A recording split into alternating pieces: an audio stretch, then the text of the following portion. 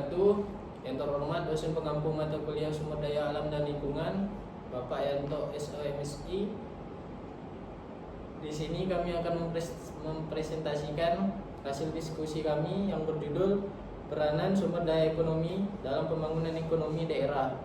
Di sini kami kelompok 11 yang berjumlahkan 3 orang, yaitu yang pertama saya Septiana, saya Syafi Citra Fadilah, dan saya Robi Rivaldi.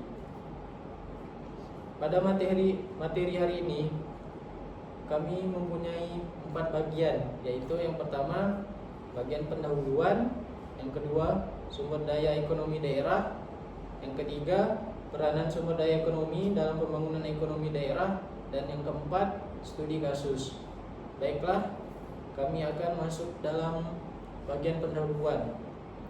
Keberhasilan pembangunan daerah bergantung pada pemanfaatan sumber daya manusia dan alam secara efektif dan efisien, ditentukan oleh kualitas dan kuantitas sumber daya serta kemampuan mengalokasikannya secara optimal.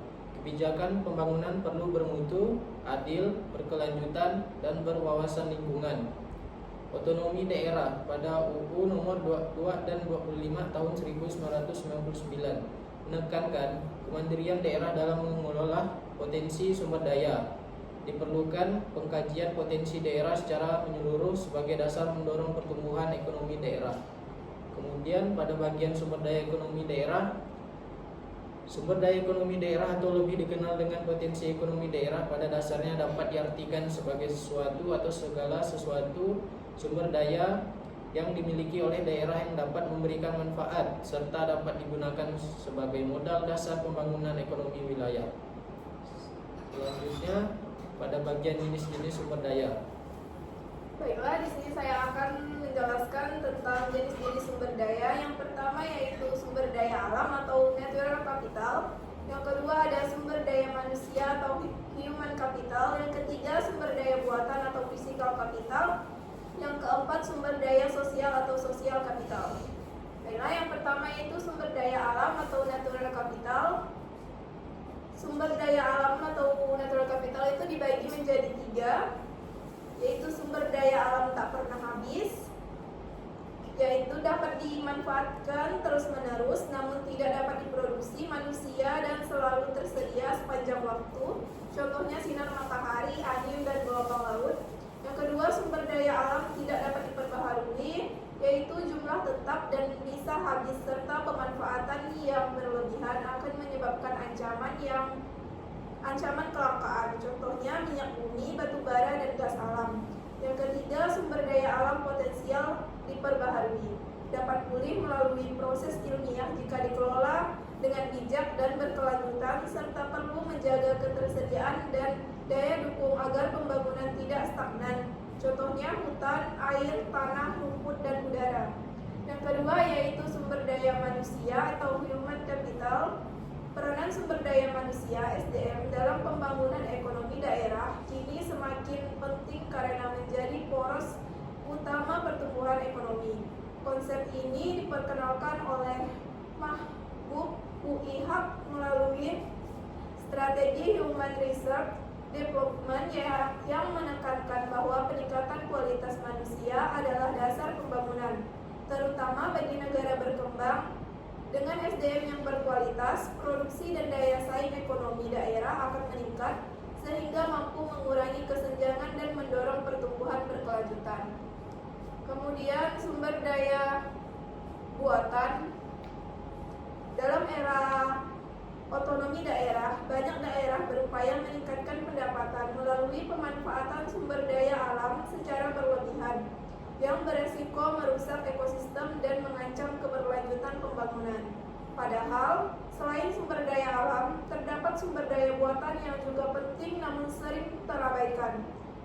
Sumber daya buatan merupakan hasil pengembangan dari sumber daya alam yang berguna, yang berupa sarana dan prasarana daerah untuk menunjang pembangunan. Pengelolaan sumber daya buatan secara efisien dan berkelanjutan dapat menjaga keseimbangan lingkungan dan sekaligus memastikan pendapatan daerah tetap stabil guna mendukung pembangunan jangka panjang. Kemudian yang terakhir yaitu sumber daya sosial atau social capital. Selain sumber daya manusia, sebagai individu, terdapat sumber daya sosial atau sosial kapital, yaitu kekuatan yang muncul dari nilai, norma, dan kepercayaan dalam masyarakat. Sumber daya sosial berperan penting dalam menjaga keterpaduan dan stabilitas sosial yang mendukung keberhasilan pembangunan daerah. Tanpa kohesi sosial, pembangunan fisik dan ekonomi sering kehilangan makna karena munculnya konflik dan perpecahan. Pengalaman menunjukkan bahwa pembangunan sosial adalah kunci keberhasilan ekonomi, sebagaimana ditegaskan Nancy Birksall 1993 bahwa social development is economic development. Selanjutnya, bagian peranan sumber daya ekonomi dalam pembangunan ekonomi daerah. Peranan sumber daya ekonomi sangat menentukan kemajuan pembangunan daerah. Keterbatasan sumber daya alam, manusia, buatan, dan sosial dapat menimbulkan ketimpangan antar wilayah, di mana daerah kaya sumber daya berkembang lebih cepat dibanding daerah miskin. Menurut Anwar dan Hadi 1996, ketimpangan ini disebabkan oleh perbedaan sumber daya, aksesibilitas, kekuasaan, dan potensi pasar. Karena itu, dibutuhkan pengelolaan dan kebijakan ekonomi yang tepat dan berkeadilan agar pembangunan merata dan berkelanjutan sejalan dengan pandangan Wasistiono 2003. Keberhasilan pembangunan daerah bergantung pada kemauan dan tindakan politik pemerintah daerah dalam mengelola sumber daya untuk kesejahteraan masyarakat. Selanjutnya, studi kasus yang pertama yaitu daerah kaya SDA tapi miskin masyarakat. Penulis menyoroti paradoks bahwa Indonesia kaya akan sumber daya alam, tapi rakyatnya banyak yang miskin. Ini menggambarkan kasus lemahnya manajemen sumber daya alam dan penguasaan SDA oleh segelintir pihak. Dalam konteks otonomi daerah, pengelolaan sumber daya seringkali tidak berpihak pada kepentingan masyarakat luas. Contoh ilustratifnya, daerah yang memiliki tambang atau hutan luas, namun masyarakat sekitar tetap miskin karena hasilnya tidak dikelola atau dibagikan secara adil. Untuk studi kasus yang kedua yaitu perbedaan kemajuan antar wilayah.